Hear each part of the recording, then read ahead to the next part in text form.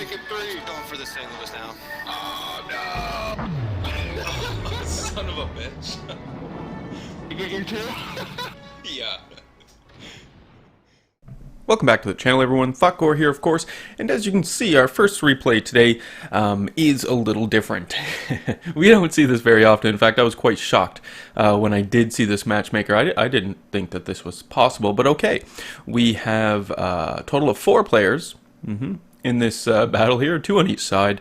I have the advantage of having a midway on my side, and the enemy has a midway as well. Myself and the Chappy have, and then we've got a player in the Fubuki, so interesting.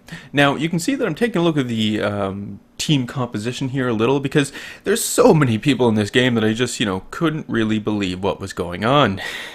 Anyway, kind of confused as well. I wasn't 100% sure how to handle the situation. Now, our team has a clear advantage here. I'm the cruiser, so I'm going to be able to take out the Fubuki real quick. On top of that, I have radar. And I have defensive fire against the enemy midway, so against those planes. So I should be fine, no problems here. The biggest issue that I was sort of wondering was, what to do. So I asked the aircraft carrier, what is going on? Question mark. And then, he just says go into B, he's going to take C, or rather that player is going to take C. So, all right, we'll go ahead. Now, I expected to find the enemy ships over at A, on the eastern side of the map, the western side of the map. I expected to find them over there, although I wasn't 100% sure, because again, I've never played a battle like this. I have no idea. Now, I knew that I would probably get spotted first, having a greater detection range than, or greater detectability than a destroyer. So I figured I'd have, get spotted first, and the enemy aircraft would come in, and I would use a defensive AA ability, and that would take care of the aircraft, and then I would deal with the destroyer. I figured that's how the battle would go on, or if the Fubuki player had any sort of sense, he would try not to get spotted at all. But again, radar. So there we go. Fubuki gets spotted. Unfortunate for the Fubuki, obviously, right, there's airplanes, and the planes are going to spot the Fubuki. So now that I have the Fubuki spotted, this is fantastic. I can continue to fire. We can see the Fubuki has popped smoke, so I do pop my radar ability right away, just so I can maintain contact with the Fubuki and start working this Fubuki over. Once the Fubuki is gone, then we're going to switch over to the midway, and then we can call this battle over. I think it only lasted about, 6-7 minutes. Wasn't too bad, but in those 6 and 7 minutes, obviously a bit of damage is done here, because even though there's only 2 players, we do still have quite a few hit points out there in terms of damage that could possibly be done. So we can see the Fubuki is trying to get away as much as the player possibly can. Not really working out for this player. Not really too surprised there. I mean, even though I don't hit the Fubuki with, a lot of shells, as we can see, like 1 shell of the salvo will usually come in and hit the Fubuki, I'm still dishing out enough damage that the Fubuki is, consistently being damaged here. We can see, in fact, the Fubuki is currently on fire. I believe that was set by the dive bombers. So, that all plays into the fact of this Fubuki is screwed. No real chance here. We can see the enemy aircraft carrier planes start to come in. We do see some of the fighters coming in here now as well, so going to be aware of these guys and try to make sure that I don't get too damaged by the planes, because it is a midway, right? And at the end of the day, if the midway is focusing all the planes on me, probably is going to do a bit of damage. Anyway, we get the kill on the Fubuki, so that's fantastic. 1 down and first blood on that, so that's not too bad at all.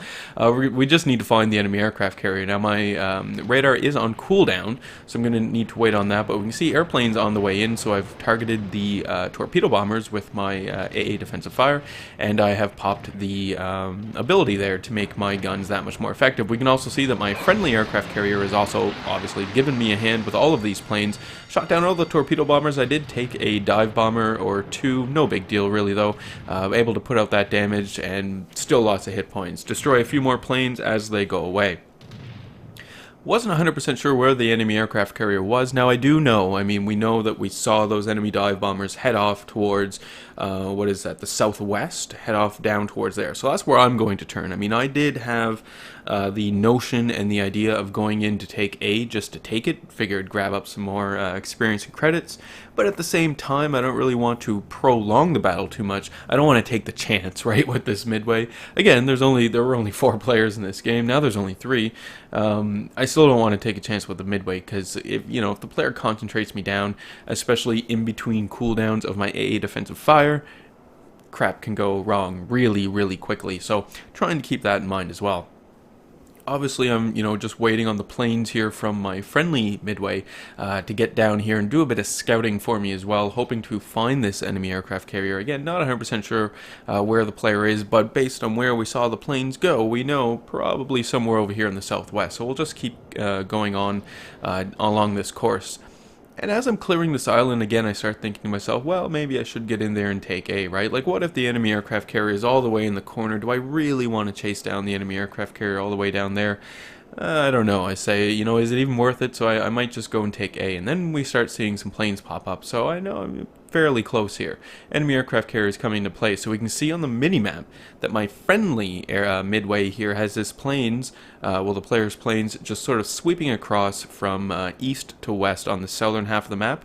This way, once that enemy aircraft carrier is spotted, we're quickly going to be able to focus down the player, hopefully anyway, depending on where that aircraft carrier is. So we can see more planes from the enemy aircraft carrier pop up, and there's the enemy aircraft carrier. Well, I mean, it is fairly close, almost within my range, so yeah, I'm not even going to bother with A. There's no point. We've got 4 people in the game here, so I'm just going to try and do whatever damage I can here to this midway, and then we'll call the battle over. I did start to wonder here, the phrase, or the question I should say, is posed a lot, is Matchmaker drunk? I've always wondered, because I think it is, I've always wondered, what does Matchmaker drink? What is the drink of preference of Matchmaker? Is it scotch? Is it whiskey? Maybe rum and coke type thing? Gin potentially? Brandy? And bourbon? Who knows? I'd be interested in knowing. Now, I would lean towards scotch myself.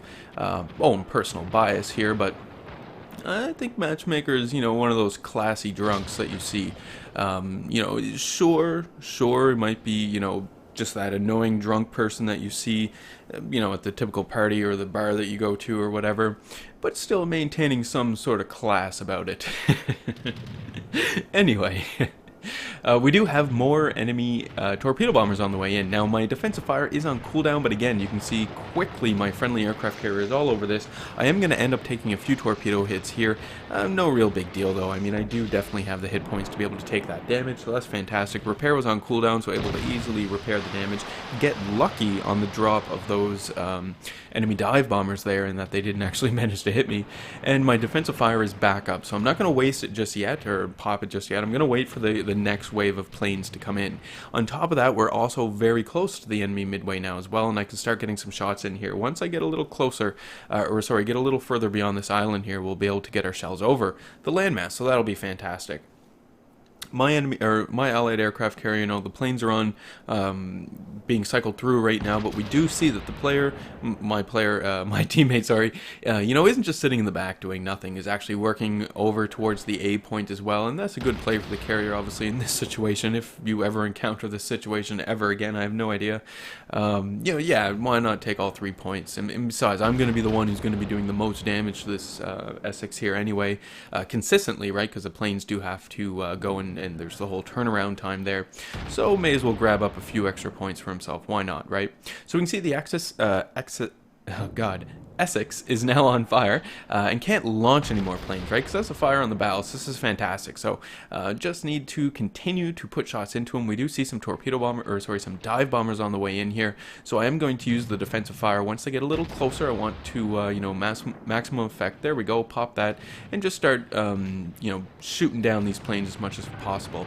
I do queue up some armor piercing, because I do know, at the higher tiers with your armor piercing, if you can get some citadels on the aircraft carrier, it will do a lot of damage. And And there we can see, with that salvo, did about 6,300 damage, so that's not too bad at all.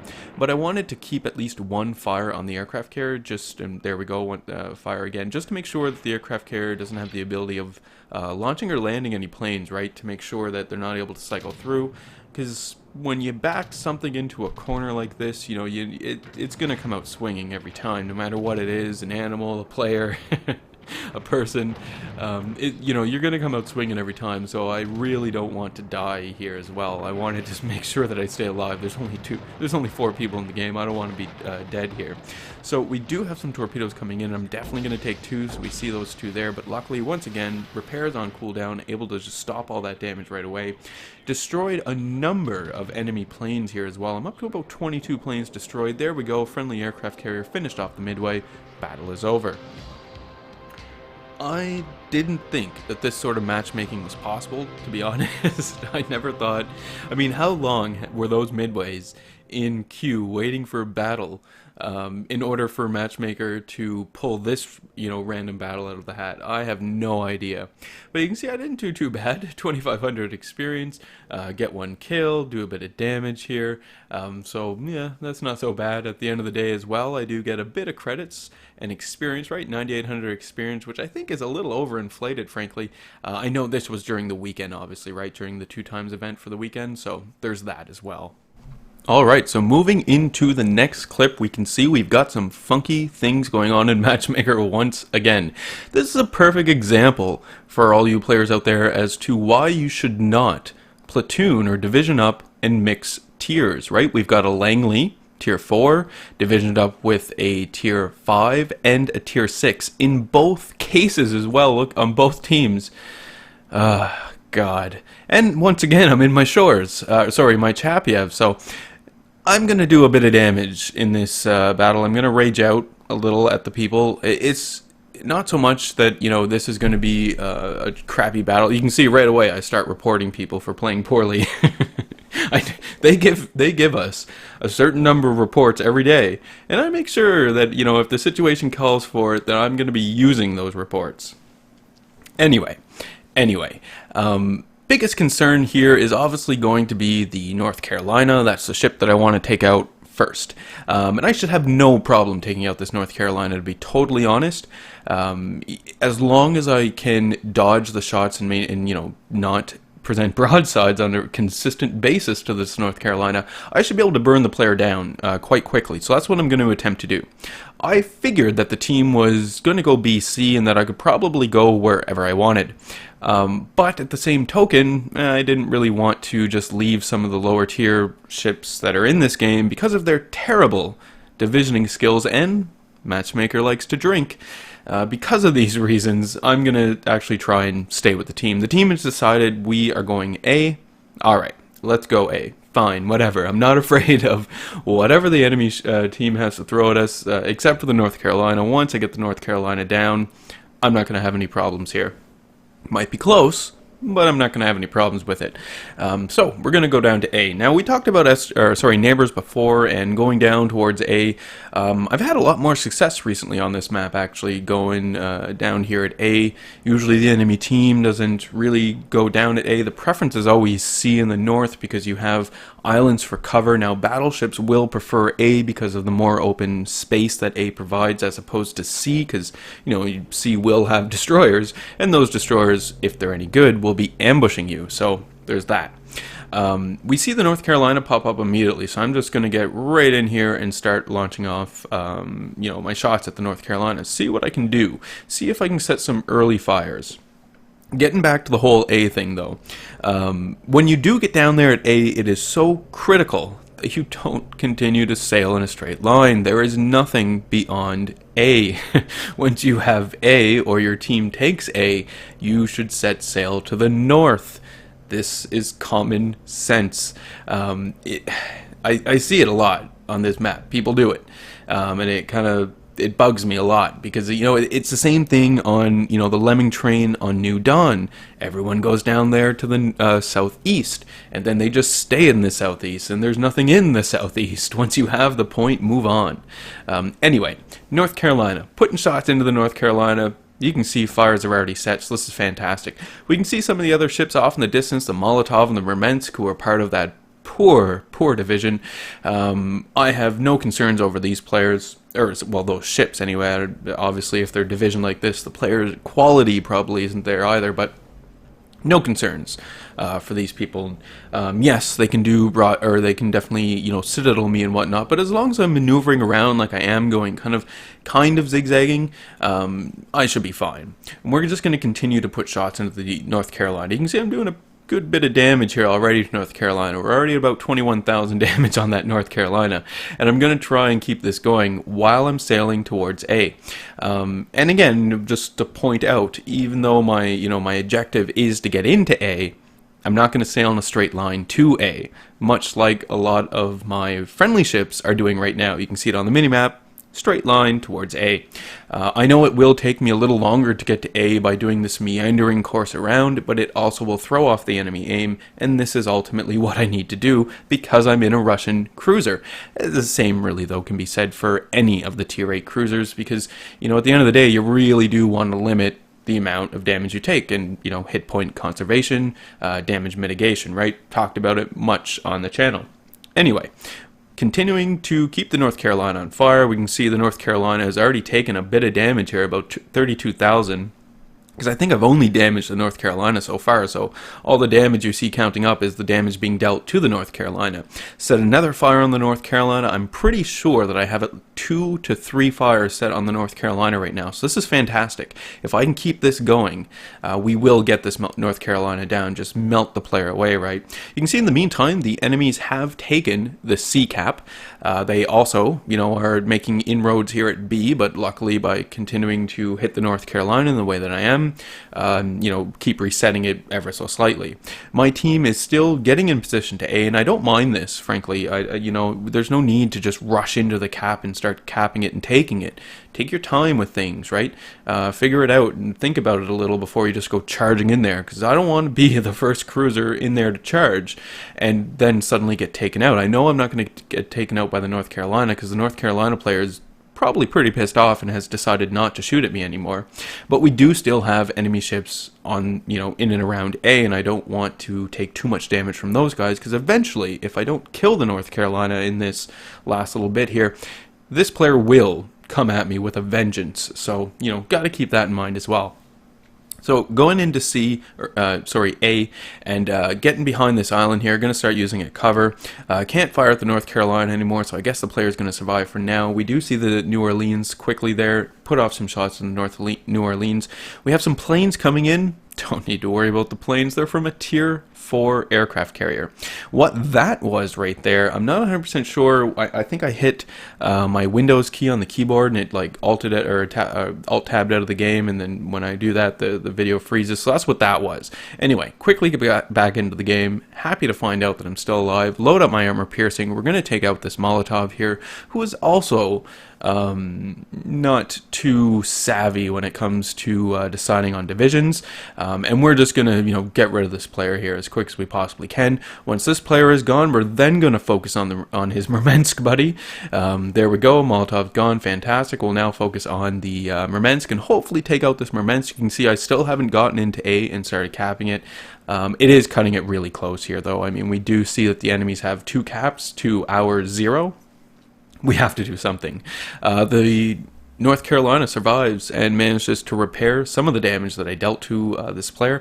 And you can see, coming at me with a vengeance. Now, wanted to play this one safe, but also I was aware that I'm moving away from the A cap, right? I do need to get this island in between myself and the North Carolina. Hopefully the North Carolina will try and get some shots off before I sneak past the island, and the island will absorb those shots. These shots coming in, as we can see.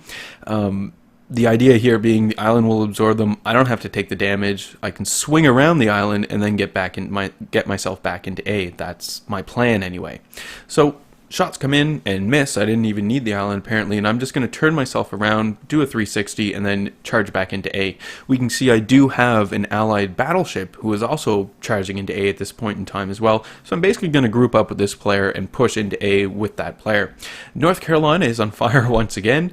Hopefully I'll be able to take the player down, because again, once the North Carolina is gone, the enemy doesn't have any chance. It's the North Carolina that is really going to pose the problem for my Chappiev here, because the North Carolina, can basically one-shot a Chappiev. So once North Carolina is gone, free reign.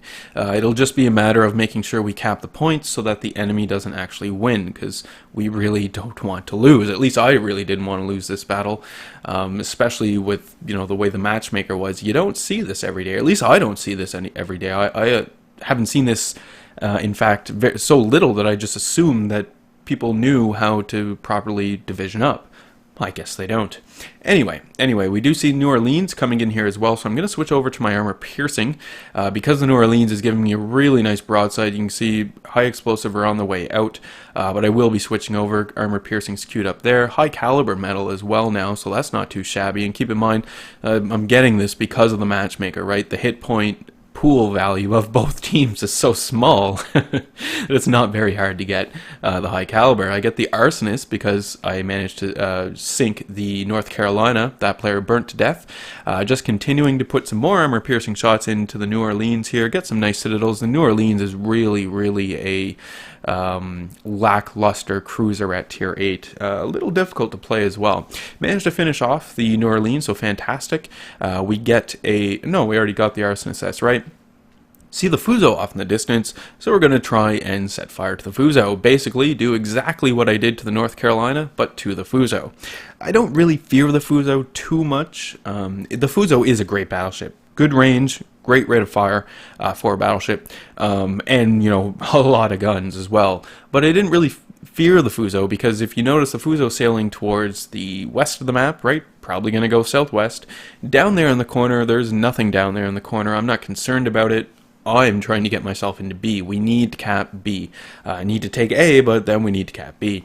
So we see the Murmansk here. No, it's not the last player from that crazy division, but because the Langley's still around, but still.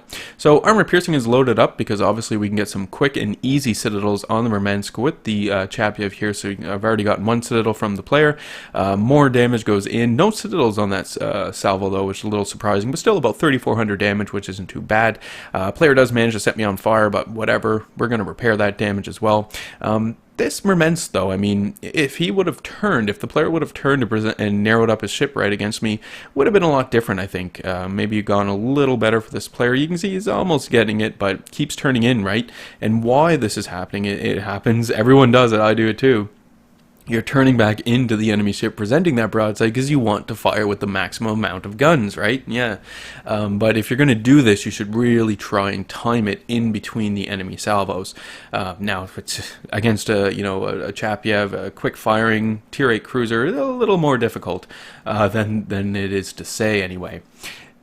The Murmansk, though, does fire armor piercing at me, and obviously with the armor piercing on the Murmansk, I mean, yep, definitely going to do some citadels, so it does a bit of damage to me there, but I managed to hold on, which is fantastic. I do still need to turn my ship to the north, though, because if we take a look at the points, the enemies are in a good position to actually win this, and I don't want them to win. So we have 2 enemy ships remaining. We've got this Fuso, which I'm going to try and light on fire as I make my way to B, and then we still do have the enemy Langley to contend with here as well. So turn ourselves around as quickly as we possibly can. Definitely does not help that the Chappiev here, has a turn radius that is atrocious. Get myself a Witherer medal there. You don't see Witherer very often, at least I don't anyway. Type in chat, just letting the team know that we do not want to lose this. A lot has been done here in this battle. At least I've accomplished a lot in this battle, and I would really hate to lose this battle. So I would, just want to encourage my allies here to win this goddamn game. And they're doing a good job. You can see, I mean, the Fuso, right? I put a few shots into the Fuso, but really all of the damage dealt to that Fuso was from my allies, my teammates. So, kudos to these people. I let them know that I'm going to head to B. I'm, the fastest ship remaining because we only have 2 battleships and a Langley remaining. So it is definitely going to be my role to get in there, cap the B point. If we don't take B, we will definitely lose. So I need to get in there and cap it. we can see that my allies just finished off the enemy Fuso, which is fantastic. We only need to finish off the enemy aircraft carrier now, so it's just a matter of where is the Langley. Not 100% sure. I mean, if Langley was smart, you know, he would be up in the north, or rather the player would be up in the north, maybe even in the northeast corner, because that would be the furthest point away from where the player would have last saw our ships. So, you know, open up that distance, give himself as much chance as possible to actually win the battle. But unfortunately, it is in fact a Langley that chose to division up with a tier 5 and a tier 6 premium, so okay. Well, I guess a tier 5 and a tier 6 premium as well. Yeah, smart. Anyway, we can see the Langley there. I'm not in range. I'm not going to get myself in range just yet. The biggest thing for me, obviously, is to get into the B point, right? Want to get into this cap, want to start capping it, deny the enemy the points from this zone here so that we can start getting the points here. Just need to finish off the Langley though, and we do win. Now we are in a good position because I have two allied battleships remaining with decent range. So as long as these battleships can get in close to the Langley here, you know, we should be able to take the player down. I myself am starting to come into range on the Langley as well here, so this isn't too bad. While I'm capping the base, the Langley just needs to come out from beyond the little, just needs to come a little closer to me here, and I'll be able to get in range. One of my battleships finishes it off, and we win. Crazy games. And if you're wondering, these games actually happened one after another. The first clip we saw, that was me playing yesterday on Sunday, and the clip we saw today, this clip that we're looking at now, I played that today, this morning. It was late last night, early this morning, whatever you want to call it. Couldn't believe it, both in the Chappy. But again, finished with, I think it was 129,000 damage I managed to pull out of that one. Over 2,000 base experience, which isn't too bad at all. I got 2 kills, I think, which is, decent considering the how many players are on in this match. 185,000 credits is what I end up walking away with. 7,900 experience as well, which is fantastic because I am saving. The next ship that I'm saving up for is going to be the tier 9 Russian cruiser, and I hope to get that as quickly as possible. Again, I got Wither, Arsonist, and High Caliber, which isn't too bad at all. Anyway, that is the end of today's video. I do hope you guys enjoyed it. As always, leave any comments in the video comment section below. Love reading those and responding back to them. Hit the old like button if you did like today's video. Hit subscribe if you are not a subscriber. And as always, I do hope you enjoy the rest of your day.